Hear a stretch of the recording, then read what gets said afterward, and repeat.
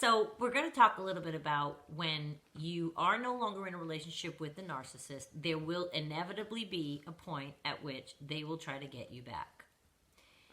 I don't care how long it takes. The phone will ring, your breath will leave your body, you'll see it's them, you'll want to answer it. There's a lot of talk on this, and all of what it's called hoovering, first of all, after like a vacuum cleaner, hoover, they're trying to suck you back in. All of the research, 100% of the research says, ignore the call, don't take the call. And we've talked about that a little bit too. Go no contact, don't take the call, blah, blah, blah, blah, blah. If you take the call, keep it short, don't promise anything, and just watch out for when they're trying to give you those good vibes again and say those good words to you and give you all that love bombing language that they tried in the beginning. They are trying to get you back, and here's why. They want to crush you again, especially if you were the person to discard them like I did.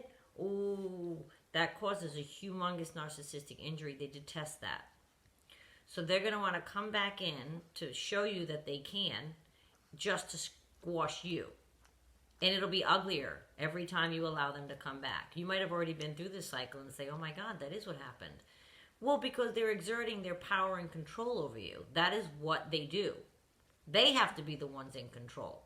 And when you call them out on something and you exit the relationship, that leaves them with a dreadful feeling of being out of control.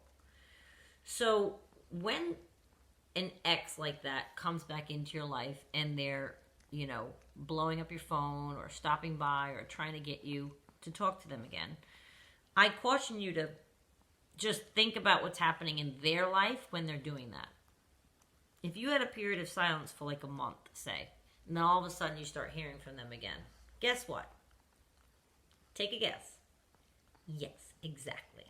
Their new supply situation is starting to falter and they need something from you. So they're going to reach out, they're going to promise you the world. That's going to give them a hit of narcissistic supply, and if you take them back, a bigger hit of narcissistic supply. Meanwhile, they're still in talks and relations with other people. They haven't changed. It's not that they've changed. You see what I'm saying? Not at all. I promise. I promise. So you have to watch how you answer, if you answer. I can't necessarily, everyone says no contact because the thought is that even the voice of the narcissist might trigger you to say yes and allow them back into your life. If that's the case, then yes, don't answer it at all and move on. And the research, what I've seen that it shows is that they will not change. So if you're answering it in the hopes that this is going to be the time and you're going to let them see, and yeah, that's not going to happen. That's not going to happen. But the hoovering always comes, so you have to be careful how you handle it, and you have to be prepared for it, because it will come. Oh, no, mine, I really told them they'll never come back. I won't hear from them. You will. You will. Because eventually they will, like I said, have a faltering in another aspect of their life, and then they have to go to their bench warmers, which you are one. So they're going to reach out to you. I miss you. I'm sorry. Things are the way that they were, and I still love you, and all of that will happen. But please don't be complimented or think, oh, how nice. He loves me. No, it's more love bombing to get you back into his fold. That's what it's for. So I want you to be very cautious if your phone starts ringing from your ex-narcissist.